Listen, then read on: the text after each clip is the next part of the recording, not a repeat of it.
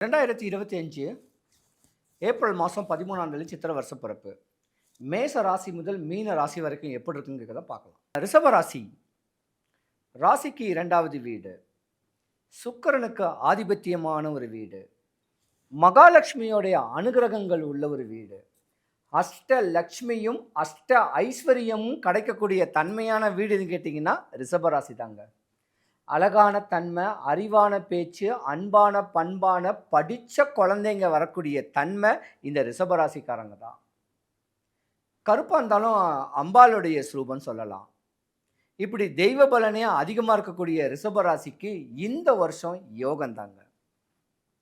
படிக்கிற குழந்தைங்கள்லாம் செம்ம பிரில்லியண்ட்டாக படிக்கக்கூடிய தன்மை உங்களுக்கு நிறையவே வரும். எப்படியாவது படிக்கிற பிள்ளைங்க படித்து தான் தாய் தகப்பனை, தன்னை சார்ந்தவங்களை, தான் அக்கா தங்கச்சி அண்ணன் தம்பியை காப்பாற்றுன்னு சொல்லக்கூடிய மனநிலையில் இருக்கக்கூடிய தன்மை படிக்கிற குழந்தைங்களுக்கு இருக்கும். படித்து எப்படியாவது வேலை கிடைக்குன்னு சொல்லக்கூடிய ஆதங்கங்கள் இருக்கக்கூடியவங்களுக்கு உங்கள் ராசிக்கு தான் குரு பகவானுடைய பலன் இருக்குது. உங்கள் ராசியில் இருக்கிற குரு பகவான் அடுத்த ஒரு ஓரிரு மாதத்தில் பயிற்சி ஆகிடுவார். இருந்திருந்தாலும் ராசியிலேயே குரு பகவான் இருக்கிறனால 10th 12th காலேஜ் இப்படி படிக்கக்கூடியவங்களுக்கு படிப்பும் மாற்றம் உண்டு, உச்சநிலை உண்டு. வேலைக்கு அலைஞ்சி திரிஞ்சிருக்கிறவங்களுக்கும் வேலை வெட்டி கிடைக்க வாய்ப்பு இருக்குது. 2025 வரைக்கும் பார்த்தீங்கன்னா பல சுபகாரியங்கள் தடபட்டு கல்யாண காட்சிகள் நடக்காமல் கல்யாண யோகங்கள் உண்டு. குரு பார்த்தா கோடி நன்மை உண்டுன்னு ஒரு பழமொழியே இருக்குது.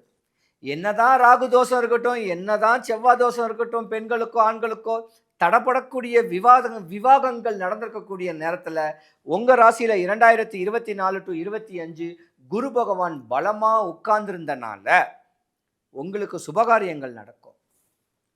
உங்களுடைய பேச்சு எடுபடும். கோபத்திலேயே இருந்து தனியாக வீடு வேணும், தன்னந்தனியாக யோசிச்சுக்கிட்டு தன்னையே மூளையை போட்டு டிப்ரெஷன் ஆகக்கூடிய தன்மையுடைய ரிஷபராசிக்கு இந்த வருஷமும் குரு பகவானுடைய பலன் இருக்குது. ராசிக்கு 2ஆம் இடத்துல மிதுன ராசியில் தான் குரு பகவானுடைய பேச்சு இருக்கிறனால தடபடக்கூடிய சுபகாரியங்கள், நல்ல வேலை வாய்ப்புகள், உங்கள் கஷ்டம் எல்லாமே விலகி போதுங்க. பெண்களாக இருந்தீங்கன்னா கணவனோட நீங்கள் தான் சம்பாதிக்கணும்னு சொல்லக்கூடிய ஆதங்கத்தில் பெரிய வேலைப்பாடுகள் செய்வீங்க. நிறையா ஷோரூம்ஸு, நிறையா ஜுவல்லரி ஷாப்ஸு, நிறையா சில்க்ஸு துணிக்கடைங்க, இப்படி ஃபேன் காத்துக்குள்ளேயே உட்காந்து இருந்த இடத்துலேருந்தே மொபைலில் உட்காந்து சம்பாதிக்கக்கூடிய தன்மை உடையவங்க இந்த ரிஷபராசிக்காரங்க. பேச்சில் திறமையானவங்க, முக மலர்ச்சி உடையவங்க, பாசத்துக்கு தாய்மை குணம் உடையக்கூடியவங்க. ஏன்னா உங்கள் ராசியை பொறுத்த வரைக்கும் பார்த்தீங்கன்னா யோகத்தன்மை வரக்கூடிய நேரம் உண்டுங்க. போதும் கஷ்டப்பட்டதெல்லாம். லைஃப்பை சொல்லப்போனால் இந்த 2025 ரிஷபராசிக்கு ஒரு டேர்னிங் பாயிண்ட்னு சொல்லலாம். பொதுவாக 3 கிரகம் பயிற்சி இருக்குது. இருந்தாலும் உங்கள் ராசியில் இருக்க வேண்டிய குரு பகவான் அடுத்த ராசிக்கு பேச்சு வந்துடுவார் இந்த ஏப்ரல் மாதத்தில். பயப்பட வேண்டாம். நல்ல படிப்பு, வேலை, கணவன் மனைவிக்குள்ள கருத்து வேறுபாடு பிரிஞ்சு இருக்கிறவங்க ஒன்று சேர்ந்துருவீங்க. சின்ன கருத்து வேறுபாடு பெண்களுக்கு தான் வரும்.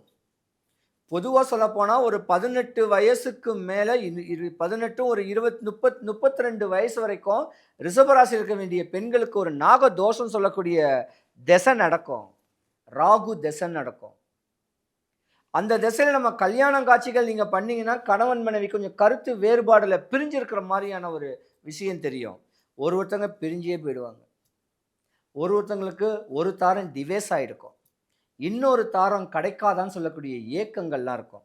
இது ஏன் இருக்குன்னா ரிஷபராசியில் இருக்க வேண்டிய பெண்களுக்கு தான் நாகதோஷங்கள் வரும், ஆண்களுக்கு வராது. பாடி ஹை டெம்பரேச்சர் சூடு.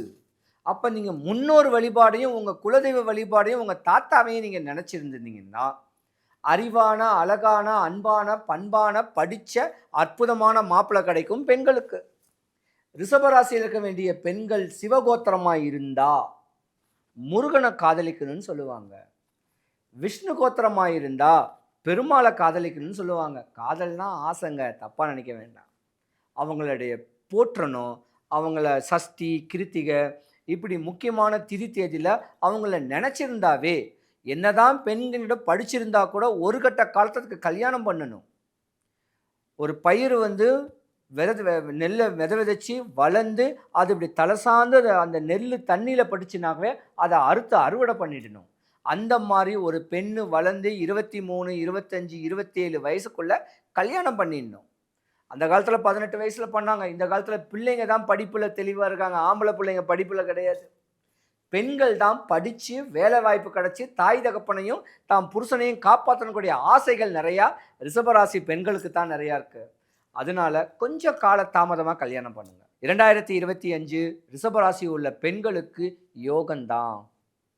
நல்ல வீடு, தோட்டம், துறவு, மாளிகையோடு கெட்டுவீங்க. 40 வயசுக்கு மேலக்க வேண்டிய பெண்கள். இந்த டீனேஜ் குழந்தைங்களுக்கு தான் கஷ்டம். அப்போ இந்த ரிஷபராசியை பொறுத்த வரைக்கும் தொட்டது விளங்க போகுது, குலம் தலைக்க போகுது, கொற்றவனுடைய புத்திரனால யோகம் வரக்கூடிய தருணம் உண்டு. குருவுடைய பலன் உங்களுக்கு பரிபூர்ணமாக இருக்கிறனால குரு கடாட்சியம் உங்களுக்கு கிடைக்கும். நிறைய ஃபேஸ் வேல்யூ வரக்கூடிய அமைப்புலாம் இருக்குது. ஏன்னா பொதுவாகவே ரிஷபராசிக்காரங்க சிரிச்ச முகம் சீதேவியாக இருப்பீங்கன்னு சொல்லுவாங்க. எதை பற்றியும் கவலைப்பட மாட்டீங்க. வாழ்க்கை வாழ்கிறதுக்கு தாங்க, ருசிச்சு வாழதாங்கன்னு சொல்லி கஷ்டப்பட்டாலும் அந்த சிரிப்பை உடம்புல வச்சுக்குவாங்க. கண்ணுக்குள்ளே தான் கவலையை வச்சுக்குவீங்க. அப்படி இருக்கக்கூடிய தன்மை உடையவங்க தான் இந்த ரிஷபராசிக்காரங்க. சூப்பர் ஜாதகங்க. உண்மையாலுமே தெளிவான அமைப்புங்கிட்டு பார்த்தீங்கன்னா ரிஷபராசியை தான் நான் சொல்லுவேன். கஷ்டம் வந்தாலும் வெளியே காட்டிக்க மாட்டீங்க. அது உடம்புக்குள்ளேயே வச்சுக்கக்கூடிய தன்மை உடையவங்க. இருந்திருந்தாலும் 2025 உங்களுக்கு ஒரு 95% வந்து குருபலன் இருக்குது. காற்றுள்ள போதே தூத்திகள் சொல்லக்கூடிய தன்மைக்கு ஏற்ற மாதிரி இந்த 2 வருஷத்துக்குள்ளே நீங்கள் பெரிய ஆள் ஆகிறதுக்கான பாருங்கள். ஏன் அடுத்த வருஷம் கூட 2025, 26, 27, 28 கூட கடகராசியில் தான் குரு பகவான் போகிறாரு. ராசிக்கு 3ஆம் வீட்டில் போகிறார். அப்போ 2 வருஷத்துக்கு உங்களுக்கு யோகம் இருக்குது. அப்போ இந்த நேரத்தை நீங்கள் பயன்படுத்திக்கணும். பயன்படுத்திக்கிட்டு தாய் தகப்பனுடைய ஒபீனியனில், தாய் தகப்பனுடைய அனுகிரகத்தில் பக்குவமாக இருந்தீங்கன்னா நீங்கள் சிரிப்பாக இருப்பீங்க. இருந்தாலும் ரிஷபராசி அன்பர்கள் அனைவருக்கும் சுபிக்ஷம், ஐஸ்வர்யம், கடாட்சியம் கிடைக்க எம்பெருமான் வடபழனி ஆண்டவனுடைய அனுகிரகம் உங்களுக்கு பரிபூர்ணமாக கிடைக்கணும். சிவாய நம. வணக்கம், நான் உங்கள் அன்பான சயின்டிபிக் வேதிக் அஸ்ட்ராலஜர் அஸ்ட்ரோ அருண்ஜி பேசுகிறேன். நல்லது நினைப்போம், நல்லதே நடக்கும். தொடர்ந்து நம்மளுடைய சேனலில் வரக்கூடிய வீடியோஸ்லாம் பார்த்துட்டு இருப்பீங்க நம்புகிறேன். இப்போ பார்த்தீங்கன்னா 2025 ஏப்ரல் 14ஆம் தேதி அன்னைக்கு பிறக்கக்கூடிய தமிழ் புத்தாண்டு எத்தகைய ஒரு ஆண்டாக ரிஷபராசிக்காரர்களுக்கு இருக்க போகுதுங்கிறது நம்ம பார்க்க போகிறோம். அதற்கு முன்னாடி நம்மளோட சேனல் ஃபஸ்ட் டைம் வரவங்க மறக்காமல் சப்ஸ்கிரைப் பண்ணுங்கள், ஃப்ரெண்ட்ஸ் அண்ட் ரிலேட்டிவ்ஸ் ஷேர் பண்ணுங்கள்.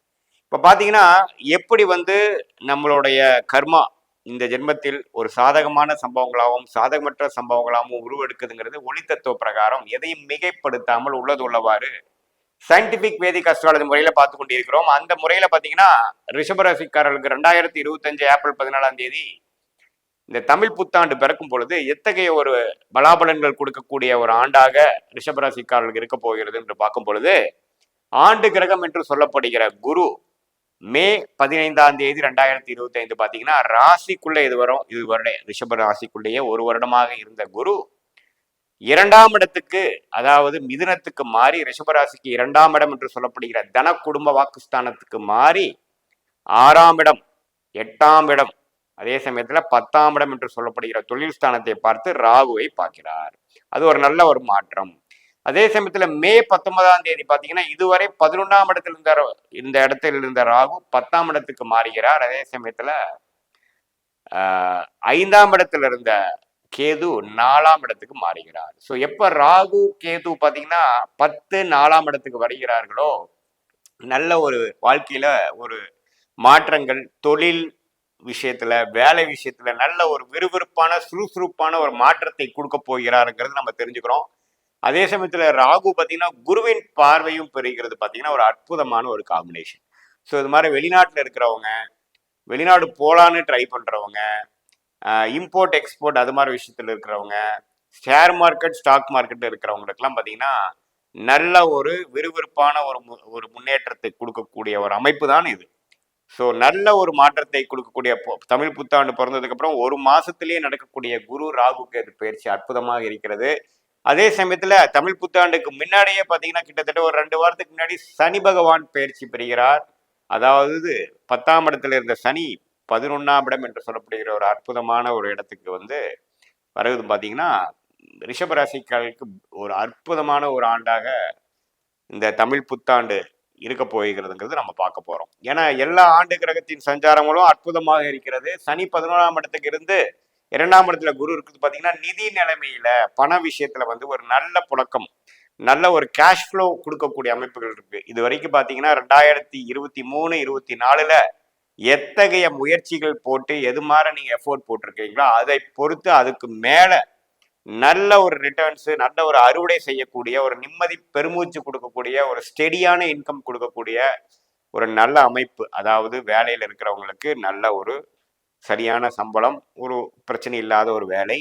அதே சமயத்தில் தொழில் அமைப்பில் இருக்கிறவங்களுக்கு பார்த்தீங்கன்னா ஓரளவுக்கு இப்போ கொஞ்சம் பிரச்சனை இல்லாமல் தொழில் போகுதுங்க, கொஞ்சம் டெவலப் ஆகுதுங்க, கடன்கள் கொஞ்சம் அடையுது, எனக்கு வந்து அந்த பணப்புழக்காட்டம் வந்து பிரச்சனை இல்லாமல் இருக்குது அப்படிங்கிற மாதிரி ஒரு அமைப்பு கொடுக்குதுங்க. அதே சமயத்தில் குடும்பம் அமையல அப்படிங்கிறவங்களுக்கு வந்து ஒரு குடும்பம் அமையக்கூடிய அமைப்பு. அதாவது இது வரைக்கும் சில பிரச்சனைகளோட போயிட்டு இருந்த சில விஷயங்கள்லாம் கொஞ்சம் படிப்படியாக நீங்கி ஒரு நிம்மதி பெருமூச்சு கொடுக்கக்கூடிய ஒரு அருமையான ஒரு அமைப்பு தான் பார்த்தீங்கன்னா குரு. குடும்பஸ்தானத்துக்கு குரு வருவதும் 11ஆம் இடத்துக்கு சனி போவதும். ஸோ இது அற்புதமான விஷயம். அதே சமயத்தில் 6ஆம் இடம் என்று சொல்லப்படுகிற அந்த ஃபினான்ஷியல் விஷயங்கள், வெளிநாடு விஷயங்கள், ஸ்டாக் மார்க்கெட் விஷயங்கள், லோன் வந்து கொஞ்சம் ஈஸியான லோன், நல்ல ஒரு சுபத்துவமான லோன் கிடைச்சு அது மூலமா சில அபிவிருத்தி பண்றது, கேஷ் ஃப்ளோக்கு பிரச்சனையே இல்லாத ஒரு அமைப்பு, அது மாதிரி விஷயங்கள்லாம் கொடுக்கக்கூடிய அமைப்பு வந்து கொடுக்குதுங்க. 8ஆம் இடத்துல குரு அதோட வீட்டையே தனுசை பார்ப்பதனால் வெளிநாடு திடீர்னு ஒரு பிராணம் போயிட்டு வர்றது, அதே சமயத்தில் வெளிநாடு எதிர்பார்த்துட்டு இருந்தவங்களுக்கு டக்குன்னு ஒரு விசா கிடைக்கிறது, அங்கே வெளிநாட்டிலே இருக்கிறவங்களுக்கு இன்னுமே ஒரு ஸ்டாண்டர்டான ஒரு வேலை, ஒரு நல்ல மாற்றத்தை கொடுக்கக்கூடிய அமைப்பு. அதே மாதிரி சிட்டிசன்ஷிப் பிஆருங்கிற மாதிரி வெயிட் பண்ணிட்டு இருக்கிறவங்களுக்கு டக்கு எல்லாமே கிடைக்கக்கூடிய அமைப்பு வந்து கண்டிப்பாக இந்த குரு தனுசு ராசியை பார்ப்பதை வந்து கண்டிப்பாக கொடுக்குதுங்க. ஸோ குருவின் அமைப்பு வந்து ரொம்ப நல்லா இருக்கு. அதே சமயத்தில் சனியின் அமைப்பு ரொம்ப நல்லா இருக்கு. ராகுவை குரு பார்ப்பது தொழில் விஷயத்துல, வேலை விஷயத்துல இன்னுமே முன்னேற்றத்தையும் ஒரு நல்ல அதாவது இப்போ லேட்டஸ்ட் டெக்னாலஜி இருக்கிறவங்களா இருந்தாலும் சரி, ஒரு சோஷியல் மீடியா அது மாதிரி கிரியேட்டிவாக விஷயம் இருந்தாலும் சரி, இது மாதிரி ஒரு அந்நிய செலாவணி, ஃபாரின் கரன்சி அது மாதிரி விஷயத்தில் இருக்கிறவங்களா இருந்தாலும் சரி, வெளிநாடு சூழ்நிலையில வேலை செஞ்சுட்டு இருக்கிறவங்களா இருந்தாலும் சரி, நல்ல ஒரு முன்னேற்றத்தை கொடுக்கக்கூடிய அமைப்பா இருக்குது. ஸோ இது ஒரு அற்புதமான ஒரு ஆண்டாக, தமிழ் புத்தாண்டாக ரிஷபராசிக்காரர்கள் இருக்குது. அதே சமயத்தில் ராசி அதிபதியாகிய சுக்கிரன் 11ஆம் இடத்திலே மீனத்திலே பார்த்தீங்கன்னா ஏப்ரல், மே, ஜூன் வரைக்குமே மீனத்துல நீடித்திருக்கிறார். அதோட ராகுவோட சேர்ந்து இருக்கிறதுனால இன்னும் கொஞ்சம் அப்பப்போ சில ஸ்ட்ரெஸ் டென்ஷனை கொடுத்தாலுமே ஒழிய நீங்க நினைச்சக்கூடிய விஷயத்தை கொஞ்சம் இன்னைக்கு செய்யலினாலும் நாளைக்கு செய்து முடிக்கக்கூடிய அமைப்புகள் கண்டிப்பாக இந்த சுக்கிரன் வந்து 11ஆம் இடத்துல மீனத்துல உச்சம் பெற்று ராசியை வலுப்படுத்துறது ஒரு நல்ல அமைப்பு தான். ஸோ இந்த 2025 ஏப்ரல் 14ஆம் தேதிக்கு மேலே சில விஷயங்கள் குடும்ப விஷயமாக, திருமண விஷயமாக, ஒரு வாழ்க்கையில் அடுத்த கட்ட நடவடிக்கையாக மாறணும்னு எதிர்பார்க்குறவங்களா இருந்தாலும் சரி, இது எல்லாமே வந்து டக்குன்னு ஒரு டிரான்சிஷனரியான ஒரு சேஞ்சை நம்ம மாற்றி அது மூலமாக ஓரளவுக்கு பலன் பெற்று நெக்ஸ்ட் லெவல் ஆஃப் ஒரு ஸ்டெபிலிட்டிங்க, நெக்ஸ்ட் லெவல் ஆஃப் ஒரு அளவுக்கு வாழ்க்கையில் வந்து நிம்மதி பெருமூச்சு எடுத்துட்டோம், இருக்கிற பிரச்சனையெல்லாம் கொஞ்சம் சால்வ் பண்ணிக்கிட்டோம், நம்மளோட உத்தியோகம் தொழில் வேலையில வந்து ஓரளவுக்கு நிரந்தரம் ஆயிட்டோம், ஓரளவுக்கு நம்ம நின்றுட்டோம். அதே மாதிரி மாணவர்களும் பார்த்தீங்கன்னா ஓரளவுக்கு இது வரைக்கும் அப்படி இப்படி இருந்தவங்க கொஞ்சம் செல்ஃப் கான்ஃபிடென்ட்டோட படிக்கிறது, அவங்களுக்கு எதிர்பார்த்த கோர்ஸ் கிடைக்கிறது, நல்ல நண்பர்கள் அமையிறது, இது மாதிரி விஷயங்கள்லாம் வந்து கண்டிப்பாக வயது வித்தியாசம் பார்க்காமல் எல்லா ரிஷபராசிக்காரர்களுக்கும் ஒரு அளவுக்கு பொதுவான ஒரு நல்ல அமைப்பு கொடுக்குதுங்கிறது நம்ம தெரிஞ்சுக்கிறோம். அதே சமயத்துல இப்போ அந்த ஆன்மீக விஷயத்துல இருக்கிறவங்க, இந்த மாதிரி ஒரு மெடிடேஷன், சில குருமார் போல செயல்படுறவங்க, அடுத்தவங்களை வந்து கொஞ்சம் ஒரு மென்டார் பண்றவங்க, இது மாதிரி விஷயத்துல ஆன்மீகத்துல தீவிரமாக இருக்கிறவங்களுக்குலாம் சில நல்ல ஒரு சக்தி பெற்று அவங்களுடைய பேரும் புகழும் கொஞ்சம் இன்னுமே நல்லா ரீச் ஆகி அவங்களுக்கும் ரொம்ப கிளாரிட்டி கிடைச்சு வரக்கூடிய அமைப்பு. ஏன்னா 8ஆம் வீட்டோட 8 கனெக்ட் ஆகும்பொழுது பார்த்தீங்கன்னா ஒரு ஆழமான சிந்தனை, ஒரு கடவுளோட அருள் கிடைக்கிறது, லைஃப் டிரான்ஸ்ஃபார்ம் ஆகுறது, அது மாதிரி சில நல்ல அமைப்புகளும் கொடுக்கக்கூடிய அமைப்புகள் உண்டு.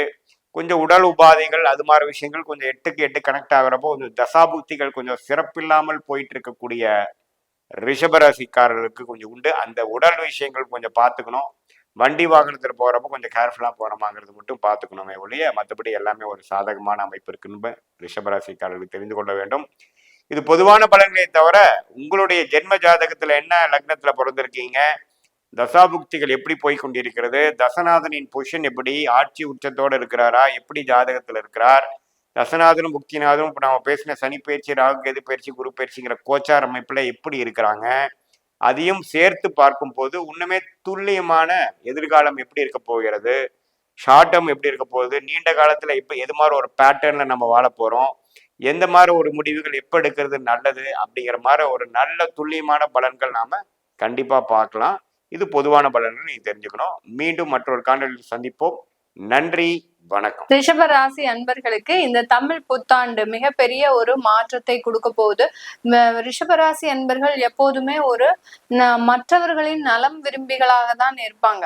மற்றவர்களினுடைய நலனுக்காக அதிகமாக உழைக்கக்கூடியவர்கள் இந்த ரிஷபராசி அன்பர்கள். தன்னுடைய வாழ்க்கை எப்படி இருந்தாலும் பரவாயில்ல, மற்றவர்கள் கூட பிறந்தவர்கள், அதாவது சகோதர சகோதரிகள், அடுத்து பெற்றெடுத்த பெற்றோர்களுடைய விஷயத்துல ரொம்ப அக்கறையும் அன்புமாக இருக்கக்கூடியவர்கள் இந்த ரிஷபராசி அன்பர்கள். ஆனாலும் அந்த அன்பும் அக்கறையும் சில நேரத்துல விஷமாக கூட மாறக்கூடிய ஒரு டைமா தான் இருக்கும். கடந்த காலத்துல எல்லாம் பாத்தீங்கன்னா உங்களுடைய அன்பு அக்கறை மற்றவர்களுக்கு விஷமாக மாறும். அடுத்து பாத்தீங்கன்னா மற்றவர்களினுடைய அந்த போலியான அன்பும் போலியான பாசமும் உங்களை மிகுந்த ஒரு மனவேதனையை கொடுக்கக்கூடிய ஒரு நேரமாக தான் இருந்திருக்கும். நிறைய ரிஷபராசி என்பவர்களுக்கு கடன்கள் வாழ்க்கையில ஒரு பக்கம் இருந்தாலும், குடும்ப வாழ்க்கை பிரச்சனைகள் இருந்தாலும், இந்த ஒரு அன்பும் பாசத்திற்காக தான் ஏங்குவாங்களா இருப்பாங்களே ஒழிய மற்ற பெரிய விஷயத்துக்கு எதுக்குமே ரொம்ப ஆசைப்படாதவர்களாக தான் இருப்பாங்க. அப்படி இருந்தும் இந்த ரிஷபராசி என்பர்கள் பல விதமான நபர்களிடம் அதிகப்படியான ஏமாற்றத்தை சம்பாதித்தவர்கள் இந்த ரிஷபராசி அன்பர்கள் தான். எந்த அளவுக்கு ஏமாற்றத்தையே பார்க்காத அன்பர்களாக இருந்தீங்களோ அந்த அளவுக்கு ஏமாற்றத்தை பல மடங்கு அதிகரிக்கக்கூடிய ஒரு நேரமாக தான் கடந்த காலம்லாம் இருந்திருக்கும். இந்த தமிழ் புத்தாண்டு உங்களுக்கு ஒரு புத்துணர்ச்சியை கொடுக்கக்கூடிய ஒரு வருடமாக தான் இருக்கும். அதாவது உங்களுக்கு அந்த குரு இது நாள் வரைக்கும் ஜென்ம குருவாக இருக்கும் போது நிறைய ஒரு அவமானங்கள், அசிங்கங்கள், அது சுப கிரகம் தானே மேடம், அது ஏன் நமக்கு இந்த மாதிரியான பிரச்சனைகளை கொடுக்குது அப்படின்ற மாதிரியான ஒரு கேள்விகள் எல்லாருக்கும் இருக்கும். அது சுப கிரகமாக இருந்தாலும் அது ஜென்ம குருவாக வரும்போது பலவிதமான நன்மைகளுக்காக அதிகப்படியாக அவமானங்கள், அசிங்கங்கள் பட வேண்டிய ஒரு நேரமாக இருக்கும். இப்ப நீங்க போன மே மாசத்துல இருந்து இந்த மே மாசம் வரைக்கும் கணக்கு பண்ணிக்கிட்டீங்க அப்படின்னா அதிகப்படியாக நீங்க பிரச்சனைகளை சந்திச்சிருப்பீங்க. ஆனா அந்த பிரச்சனைகளுக்கு பின்னாடி நிறைய ஒரு நன்மைகள் நடந்திருக்கும். அதை யாருமே நம்ம கவனிக்க மாட்டேங்கிறோம். நம்ம அவமானப்பட்டுட்டோம், அசிங்கப்பட்டுட்டோம் அப்படின்ற மாதிரியான ஒரு எண்ணம் மட்டும்தான் நம்ம கிட்ட இருக்குமே ஒழிய அதுக்கு பின்னாடி என்னென்ன நன்மைகள் நடந்தது அப்படின்றது யாருக்குமே புரிய மாட்டேங்குது. அதுதான் அந்த ரிஷப ராசி அன்பர்களுக்கு அந்த குரு பகவான் கொடுத்த அந்த சில பிரச்சனைகள். இப்போ ஒரு அவமானப்பட்டிருக்கிறோம், அதனால ஒரு இடத்தை விட்டு மாற்றம் செஞ்சிருக்கிறோம் அப்படின்னா அந்த இடத்துக்கு வந்ததுக்கு அப்புறம் நீங்க நிறைய ஒரு நன்மைகளை அடைச்சிருப்பீங்க. அது உங்களுக்கு தெரியாது. நான் என்னுடைய சொந்த ஊரை விட்டுட்டு வந்துட்டேன், என்னுடைய சொந்த வீடை விட்டுட்டு வந்துட்டேன், என்னுடைய கடன்னால நான் அவமானப்பட்டேன், இதை மட்டும்தான் நம்ம நினைச்சிட்டு இருக்கிறோமே ஒழிய மற்றபடி நமக்கு அந்த இடம் மாற்றத்தினால என்ன நன்மைகள் நடந்தது அப்படின்றது யாருக்குமே அதை நம்ம உணர்றது இல்லை. இந்த நன்மைகள் தான் இந்த குரு பகவான் கொடுக்கக்கூடிய ஒரு நேரம். இதுல இப்போ 2ஆம் இடத்திற்கு குரு பயிற்சியாகி வர்றார். உங்களுடைய ரிஷபராசி என்பவர்களுடைய லாபஸ்தானாதிபதியே அங்க பயிற்சியாகி வர்றதுனால அதிகப்படியான வருமானங்கள் சம்பாதிக்கக்கூடிய ஒரு நேரமாக தான் இந்த விசுவாச வருடம் இருக்க போகுது. இந்த விசுவாச வருடத்துல இந்த ரிஷபராசி என்பர்கள் நீங்க நினைத்ததை அடையக்கூடிய ஒரு நேரம். என்னென்னலாம் செய்யணும்னு நினைச்சீங்களோ, வேலையில ஒரு நல்ல ஒரு லெவலுக்கு வரணும், இது நாள் வரைக்கும் ஏனோ தானோன்னு ஒரு வேலையில இருந்தாச்சு, இனிமேலாவது நம்ம லைஃப் ஒரு செட்டில்மெண்ட் பண்ணக்கூடிய ஒரு டயத்துக்கு வரணும் அப்படின்ற மாதிரியான ஒரு திட்டமிட்டு, இது வரைக்கும் திட்டமிட்டே செய்யாத இந்த ரிஷபராசி என்பர்கள் இப்போ திட்டமிடக்கூடிய ஒரு நேரமாக இருக்கும். ஏன்னா கடந்த காலத்துல பட்ட வேதனைகள் அந்த அளவிற்கு, அந்த திட்டமிடுதல் இல்லாததுனாலதான் இவ்வளவு அளவுக்கும் நீங்க வேதனைகள் பட்டீங்க. இப்போ இந்த தமிழ் புத்தாண்டுல இருந்து உங்களுக்கு அந்த திட்டமிடுதல் பணி அதிகரிக்கக்கூடிய ஒரு நேரமாக இருக்கும். இந்த ரிஷப ராசியில இருக்கக்கூடிய கார்த்திகை நட்சத்திர அன்பர்கள் பாத்தீங்கன்னா, நீங்க இந்த காலகட்டத்துல ஒரு சனி திசையில இருக்கிறீங்க, இல்ல பாத்தீங்கன்னா ஒரு ராகு திசையில இருக்கிறீங்க அப்படின்றவங்களுக்கு பாத்தீங்கன்னா மிகப்பெரிய அளவுக்கு அதிகப்படியான ஒரு நன்மைகள், வெளிநாட்டு பயணம் அதிகரிக்கக்கூடிய ஒரு நேரமாக இருக்கும். பிசினஸ் சம்பந்தமாக அதிகமான ஒரு வேலைகளை, டெவலப்மெண்ட் விஷயமாக நிறைய ஒரு வேலைகளை செய்யக்கூடிய ஒரு நேரமாக தான் இருக்கும். யார் யாரெல்லாம் உங்களுக்கு பிசினஸுக்கு ஒத்துழைப்பா இருக்கிறாங்களோ அவங்களுக்கு தகுந்தபடி அவங்களுக்கு அங்கீகாரம் கொடுக்கணும்னு நீங்க நினைக்கிறீங்க. அந்த அங்கீகாரத்தை முழுமையாக கொடுக்கக்கூடிய ஒரு தருணம். நம்மளுடைய பிசினஸினுடைய வளர்ச்சிக்கு அந்த நபர் நமக்கு நிறைய உதவிகள் பண்ணியிருக்கிறாரு. அப்படி இருக்கும்போது அவருக்கு நம்ம மூலமாக சிறப்பு அங்கீகாரம் கொடுக்கணும் அப்படின்னு நினைக்கும் போது அதற்குண்டான வருமானங்கள் உங்ககிட்ட கடந்த காலத்துல இல்ல. இப்போ அதை எல்லாத்தையுமே செய்யக்கூடிய ஒரு நேரமாக தான் இருக்கும். சனி திசை அடுத்து பாத்தீங்கன்னா புதன் திசை நடக்கிறவங்க, இந்த கார்த்திகை நட்சத்திரத்துல பாத்தீங்கன்னா புதன் திசை நடக்கிறவங்க நிறைய ஒரு கடன்ல மூழ்கி இருப்பீங்க. சில பேருக்கு பாத்தீங்கன்னா வியாதியினால நிறைய பிரச்சனைகள் வந்திருக்கும். முதுகு தண்டு விடத்துல அதிகப்படியான பிரச்சனைகள். அடுத்து பாத்தீங்கன்னா கொழுப்பு சம்பந்தமான நிறைய பிரச்சனைகள். திடீர்னு நீங்க ஒரு மயக்கம் தான் வந்தது, அதுக்கு போய் ஹாஸ்பிட்டல் அட்மிட் ஆகும்போது உங்களுக்கு கொலஸ்ட்ரால் அது இருக்கு, இது இருக்கு, தைராய்டு பிரச்சனை இருக்கு, இப்படி அடுக்கடுக்காக அந்த வியாதிகளின் எண்ணிக்கை அதிகமாயிட்டு இருந்ததே ஒழிய அந்த வியாதிக்கு உண்டான நிவர்த்திகள் ஒழுங்கா கிடைச்சதா அப்படின்னு கேட்டீங்கன்னா கண்டிப்பா கிடையாது.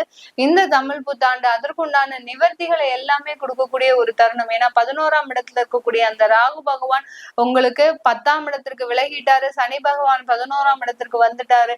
அதனால அந்த நிவர்த்தின்றது, வியாதி நிவர்த்தின்றது அதிகரிக்கக்கூடிய ஒரு நேரமாக இருக்கும். அடுத்து இந்த கார்த்திகை நட்சத்திரத்துக்கு அடுத்து இந்த ரோஹிணி நட்சத்திரம். வாழ்க்கையில ஒரு பயத்தோடைய வாழ்பவர்கள். கடந்த ஒரு 1.5 வருடமாக பாத்தீங்கன்னா எங்க நம்ம குடும்பத்தை விட்டு நம்மளுடைய உயிர் பிரிந்து போயிடுமோ அப்படியே டைரக்டாவே நான் உங்களுக்கு சொல்றேன். ரோஹிணி நட்சத்திர அன்பர்கள் அந்த அளவுக்கு ஒரு மரண பயத்தை சந்தித்தவர்கள். அந்த உயிராகப்பட்டது எப்போ நம்மளை விட்டு போக போகுது தெரியலையே, அந்த அளவிற்கு அந்த மரண பயம் இவர்களை துரத்தி அடிச்சிருக்கும். அந்த அளவிற்கு இந்த பிரச்சனையாகப்பட்டது, இந்த ரோஹிணி நட்சத்திரத்துல பிறந்தவர்களின் அந்த பிரச்சனை, வாழ்க்கை பிரச்சனை. எதுல வாழ்க்கையில இவங்களுக்கு பிரச்சனை வந்தது அப்படின்னு கேட்டீங்கன்னா வேலையில நிரந்தரம் இல்லை, திருமணத்துல தடைகள். இந்த அளவுக்கு அந்த வேலையும் திருமணமும் இவர்களை மாற்றி ஒரு புரட்டி போட்ட ஒரு கதையாக தான் இருந்திருக்கும். அந்த அளவிற்கு இந்த ரோஹிணி நட்சத்திர அன்பர்கள் தன்னுடைய வாழ்க்கையே வேண்டாம், இனிமே நம்ம யாருக்காக உயிர் வாழணும் அப்படின்ற மாதிரியான எப்போதுமே ஒரு மரண பயத்திலேயே நீங்க உங்களுடைய பயணத்தை தொடர்ந்துகிட்டே இருக்கிறீங்க. இந்த தமிழ் புத்தாண்டாகப்பட்டது உங்களுடைய பயத்திலிருந்து வெளிவரக்கூடிய ஒரு நேரம். உங்களுக்கு உடல் ஆரோக்கியம், அடுத்து பாத்தீங்கன்னா மன ஆரோக்கியம் எல்லாமே ரொம்ப நல்லா இருக்கு. நீங்க எதையும் பத்தி நீங்க கவலையே பட வேண்டாம். உங்களுடைய மனம் தான் கொஞ்சம் சஞ்சலப்படுமே தவிர மீதி எல்லாமே இந்த ரோஹிணி நட்சத்திர அன்பர்களுக்கு ஒரு நல்ல ஒரு நேரத்தை கொடுக்கக்கூடிய ஒரு வருடமாக தான் தொடங்க போகுது. உங்களுக்கு உண்டான வருடங்க. இந்த வருடத்துல நீங்க என்னென்ன, ஏன்னா ரோஹிணி நட்சத்திரம் சொன்னாலே சந்திரனுடைய நட்சத்திரம், ரொம்பவே ஆசைகள் அதிகமா இருக்கும். அந்த ஆசைகள் எல்லாம் நிறைவேறாம நம்ம இன்னுமே ஏன் இருக்கணும் அப்படின்ற ஒரு கேள்விக்குறி இவர்கள் வாழ்க்கையில வந்துகிட்டே இருக்கும். இந்த ஆசைகள் எல்லாமே நிறைவேறக்கூடிய வருடம் தான். நான் முதலே சொன்ன மாதிரி ஆசைகளும் போகங்களும் அதிகரிக்கக்கூடிய ஒரு தருணம். இந்த ரோஹிணி நட்சத்திர அன்பர்கள் திடீர்னு ஏதாவது ஒரு தொடர்பால நீங்க தேவையில்லாத அசிங்கங்கள், அவமானங்கள் பட்டிருப்பீங்க அந்த திருமண வாழ்க்கையில. இது எல்லாமே நீங்க அதற்குண்டான ஒரு வாழ்க்கையை நீங்க வாழக்கூடிய ஒரு வருடமாக தான் இந்த வருடம் இருக்க போது. இந்த ரோஹிணி நட்சத்திர அன்பர்கள் இந்த காலகட்டத்துல உங்களுக்கு கேது திசை நடக்குது. கேது திசை அந்த மாதிரியான திசாபுத்திகள், சுக்கிர திசை சுக்கிர திசை நடக்கிறவங்களுக்கு ஓரளவுக்கு பண வரவுகள் இருக்கும். அதுல ரொம்ப நீங்க கேர்ஃபுல்லா இருக்கணும். கேர்ஃபுல்லா இருந்துட்டீங்கன்னா உங்களுக்கு மிகப்பெரிய அளவுல பிரச்சனைகள் வராது. கேது திசை இருக்கு அப்படின்னா இந்த தமிழ் புத்தாண்டுல பாத்தீங்கன்னா நீங்க அதிகப்படியான ஒரு ஆலயங்களுக்கு, அதாவது எந்த அளவுக்கு சங்கடகர சதுர்த்தி வழிபாடு பண்றீங்களோ அந்த அளவுக்கு இந்த கேது திசை உங்களுக்கு பெரிய அளவுல நஷ்டத்தை கொடுக்காது. இல்லாட்டி அதிகப்படியான ஆசைகளும் அந்த ஆசைகளை நிறைவேற்றுவதற்காக நீங்க கடன் வாங்குறது இது அதிகரிச்சுக்கிட்டே இருக்கக்கூடிய ஒரு டைமா தான் இருக்கும் இந்த ரோஹிணி நட்சத்திர அன்பர்களுக்கு. அடுத்து மிருகஷீரிடம் நட்சத்திரத்திலேயே மிருகஷீரிடம் பாத்தீங்கன்னா செவ்வாயினுடைய ஆதிக்கம் நிறைந்தது. இந்த செவ்வாயினுடைய ஆதிக்கம் நிறைந்தாலும் கல் மனசுக்காரர்களா இருப்பாங்களா அப்படின்னு கேட்டீங்கன்னா கிடையவே கிடையாது. ரொம்ப இலகுன ஒரு மனது இருக்கக்கூடியவர்கள்.